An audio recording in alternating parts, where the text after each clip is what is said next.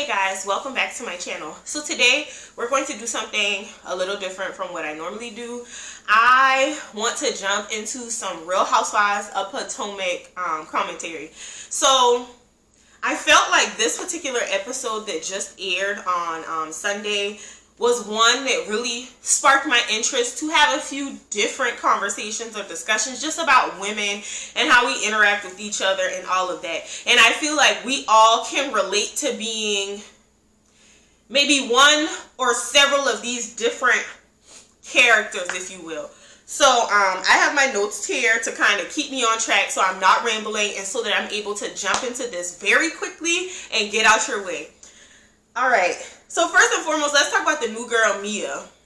I'm going to always say that when it comes to these Real Housewives shows or any other like reality TV show, I always become extremely hesitant about the new girl because I'm curious about the producer's intentions with this girl. Have you thrown this monkey wrench into the plans in order for us to have some chaos? Or have you really considered how well this young lady might mesh with the rest of the group?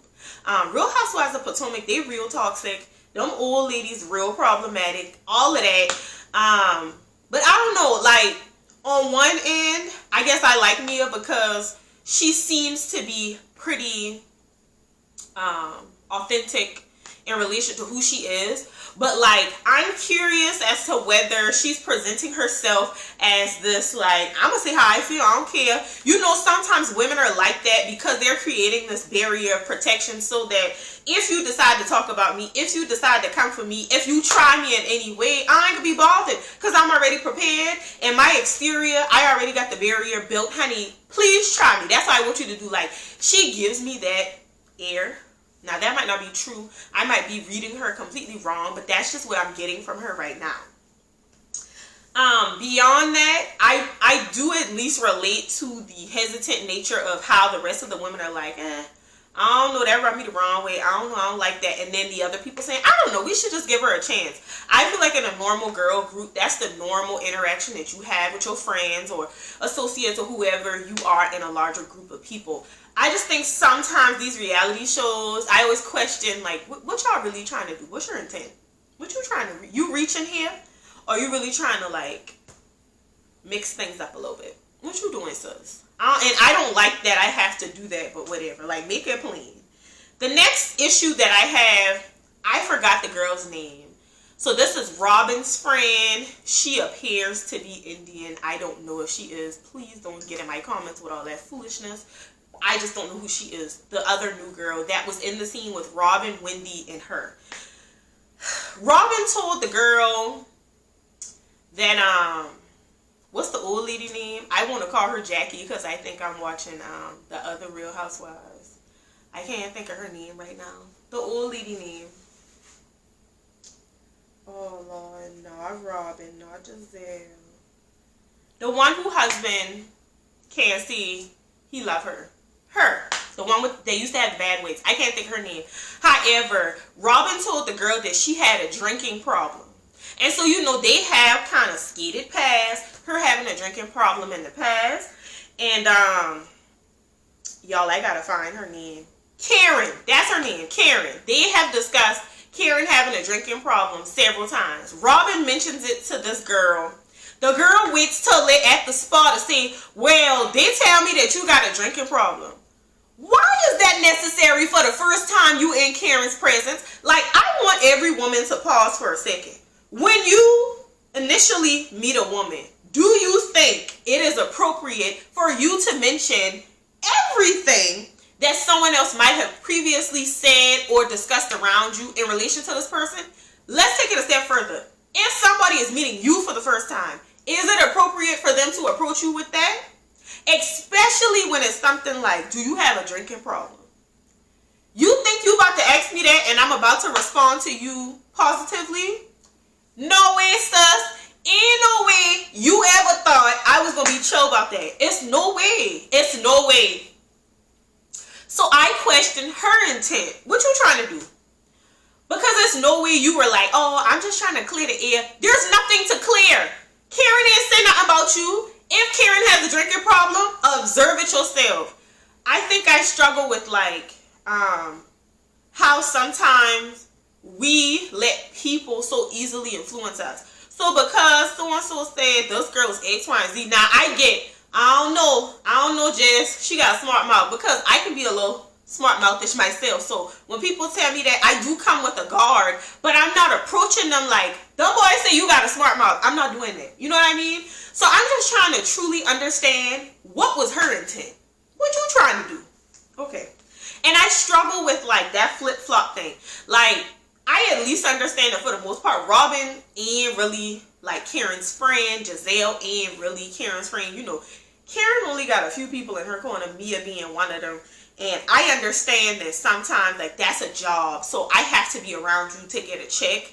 But I don't like that kind of thing. Like, if I told you this, I told you this because we're talking and we're friends. I didn't tell you this to go have a full open-ended discussion with her. And it's not about talking about people, but then it makes me take a step back. Robin, was that necessary? That was not necessary. Now, had the girl come back and say, Karen seemed like she was a little drunk, or it seemed like she was guzzling them drinks down, then that might be appropriate for you to make a statement like that. And now, I don't know the context of the discussion that they were having. Out of order, though. Robin and her little friend. Out of order. Alright, now here's the next thing. Real Housewives of Potomac gives me very much Caddy Women vibes. I don't understand why we keep having to go back and forth with like, this person said this person said that, or the whole discussion about like Karen drinking and how everybody had some kind of statement to make, but then you choose to be Karen's friend later, or then you choose to be in Karen's corner. I think it's the catty nature of like, y'all forgot y'all was on TV, because when y'all around people, y'all laughing and kikiing, but then when you switch to another scene and it's just 2 of y'all out the 6 or 8 of y'all that it might be, now you over here like, girl, you see what she had on? Girl, you see her hair? Girl, you heard what she said? Girl, you see what the tabloid said? Here's one point that I have about loyalty. I struggle with understanding how you expect me to not say anything about you when your name is being drugged through the mud and tabloids and everything else, because we're all on the same short show and we should be able to have some sense of loyalty. But you talking to my other castmates or co-workers about me. So sis, you thought I was going to close my lips? No, sis, I'm about to do the same thing. Like, what are you thinking? And so, I guess I look at it like, because you all are a part of the Real Housewives of Potomac brand, I would think that there's some level of an alliance that, you know, maybe y'all don't discuss certain things. You know how, like, on certain Real Housewives franchises or other reality shows, I think it's like a few things that we don't talk about. We don't talk about kids, we don't talk about people, husbands or spouses, and we really try to keep family off limits. Now, we talk about people money, but they still start talking about people relationships and stuff like that. But it's all fun and games until we discussing you, sis. That's what it is. And I don't like that. And I guess I try to figure out like why Real Housewives of Potomac seem to be some of the most catty women in the Real Housewives franchise, and they some of the oldest women in the Real Housewives franchise. It don't make sense to me. Whatever. All right, so the next thing is something that I just want to reiterate this. You know, dog bring bones and dog carry bones. If your mama ain't never taught you nothing about gossip, understand that if somebody brought you something, they carrying something too. Alright? So if I come to you and I start talking about my friend Keisha to you, guess what? Whatever you say about Keisha, I'm probably going to take that back to Keisha. And if Keisha says something about you and I brought that to you, you got not follow me. If Keisha says something about you and I bring it to you, and then you in turn reply with something about Keisha, I'm probably going to take that back to Keisha too. And now I become the little birdie that's sending messages back and forth. Y'all don't be realizing how petty some of these people be? Okay, no, alright, whatever.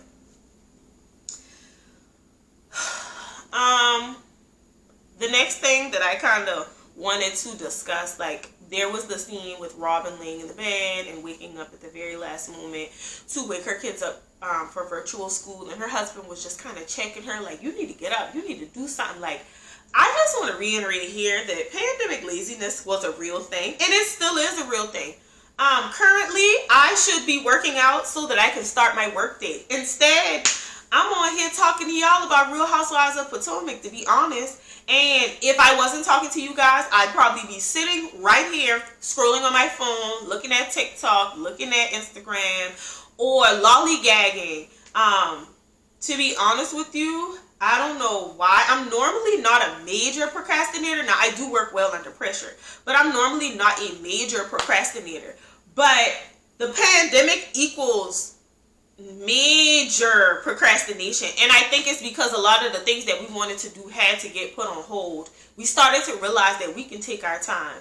The influence to rush through things, the influence to get stuff done and get it done now, I feel like that went away. We don't have the fire under our butts like we used to, and I think that magnified for me, like, I gotta get back on track. I gotta do what I need to do. So when I finish this video, I'm going for a walk because I'm tired of being lazy. Alright, so let's talk about Candace, the discussion that Candace and Karen had. So, of course, you know, Candace and Monique got into that whole situation last season, and it seemed like that was the spiral of the ending of that particular season. And honestly, I felt like we gave it too much energy. I do want to say that, like, I'm not really going to share my opinion on who I think was wrong. I feel like, again, they are very catty people. Now, Candace probably should not have touched Monique's hair, but I just kind of feel like it wasn't that serious unless they had some underlying issue, which I don't know what their existing issues were, because I have not been a consistent Real Housewives of Potomac watcher. I think I actually just started last season anyway. So I don't really understand the nature of their relationship or the breakdown of that, but I think assumptions, they may have been close at one point and then something happened. I just think that all happened so quickly that, like, it was irrational reactions on both ends. It was unnecessary. It did not have to go like that.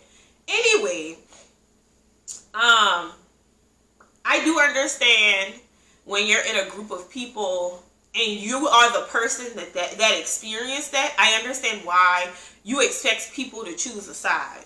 And I do understand that if the person doesn't choose your side, why you would be so pissed off with that. I get that.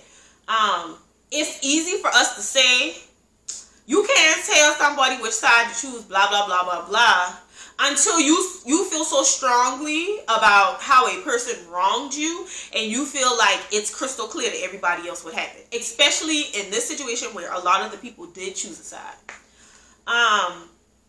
I commend Karen for willingly saying that she's going to be neutral because she understood that she did have a relationship with both parties.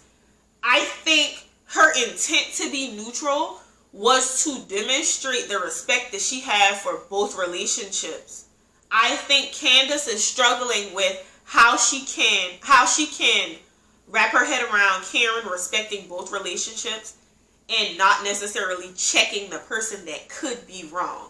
I'm not gonna say that, I'm not gonna say that Karen is wrong, because I at least understand that I have oftentimes been in situations where my friends are disagreeing, but I'm not. I have also been the person that is disagreeing with someone else and experienced people choosing a side that wasn't mine. I don't think I ever crucified them for making a decision. We all have opinions, and that was your experience. And if you only have the one-sided view of one of those people's opinions, then maybe that makes sense.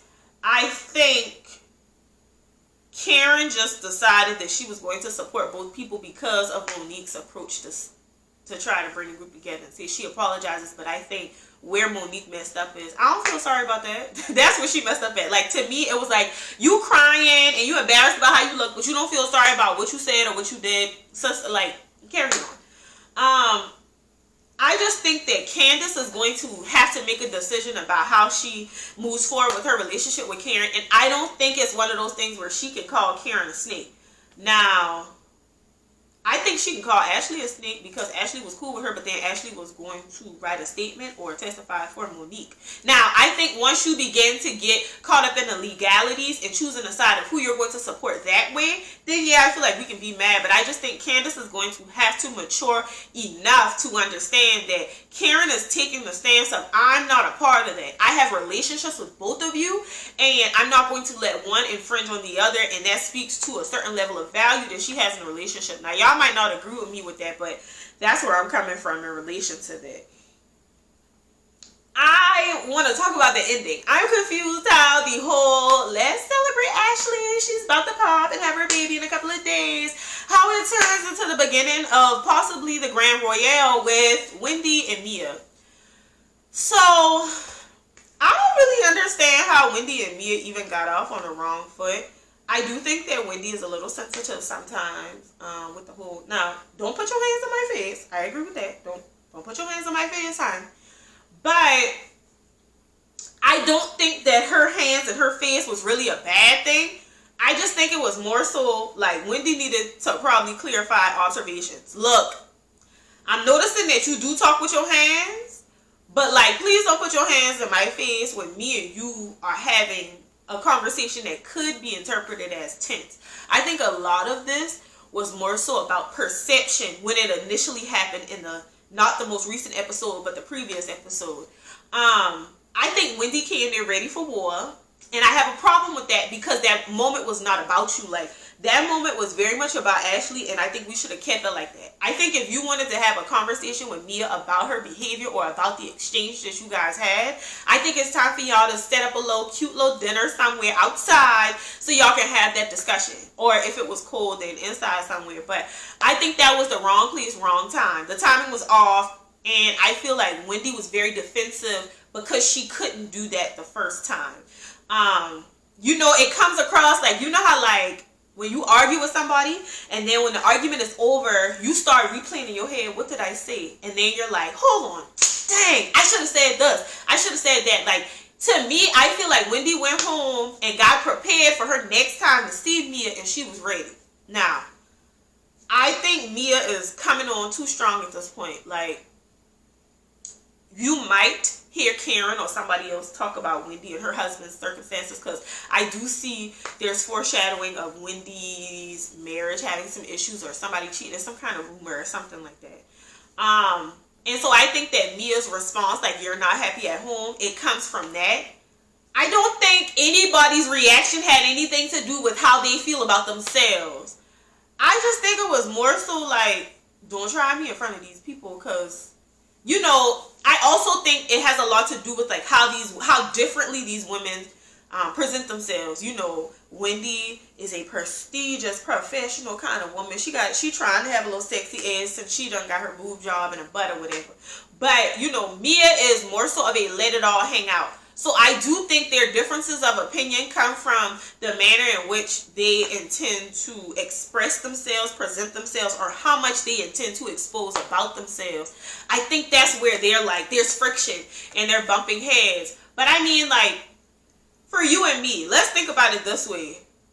A lot of those women are judging Mia for her lifestyle in relation to how she got this husband, because all of their little green room reactions let us know that they're like, girl, I don't know about that, I don't know. They all thinking she a slut and she a hoe, and that's how she got that man and that's how she got that money. They thinking she had to do a whole lot more than what she alludes to doing in order to secure this husband. That's what they all thinking. And so for Wendy, now she like, hold up, low hole, don't check me, don't try me. And that's where all that energy coming from. And we all know that when we have dirt on you because of things that you said, or when we know that people can imply certain things because of what you said, we're going to jump on that bandwagon, and now you don't have the audacity, authority, or ability to try me, okay? And so we all can relate to that, and I think that's where Wendy's energy is coming from. I just think, again, maybe we don't understand the full context of that previous discussion, or maybe I don't understand, like, Wendy and Mia's energy could have been off since they got in the room. Maybe Mia came with a guard up, like, I'm ready for this girl. I know she about to try me today. No, I'm ready for you, says Wendy. You know, that kind of thing. Again, it goes back to, these women are so catty on this show. It annoys me to my core. I hope you guys enjoyed this.